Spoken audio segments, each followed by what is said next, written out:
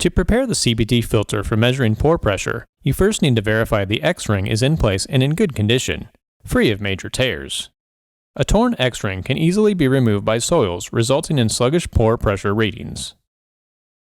Next, remove the pre-saturated filter from the silicone oil and place on the end of the cone, making sure that it is concentric with the body of the cone. An O-ring pick is used for handling the filter to minimize the wicking away of the fluid from the filter via the operator's hands. Fill the pore pressure chamber at least half full with silicone oil.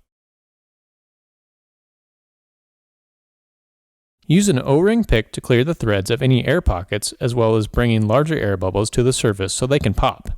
The presence of air in the silicone oil allows the fluid to compress instead of transmitting directly onto the pressure transducer, which weakens the pore pressure response. Finally, thread the tip onto the cone until it is fully seated. A dry tip and oil-free hands makes this job much easier. There are two things to pay attention to. First, press the tip in far enough for the O-ring to clear the threads. It is easy to be deceived by the O-ring, rotating it on the leading thread of the chamber instead of engaging the tip threads with the chamber threads.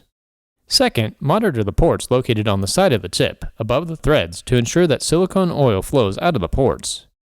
Excess oil can either be left on the cone to lubricate the rod wiper or manually wiped off. Avoid contact with the cone when doing this. If you have questions, give us a call at 785-825-1842.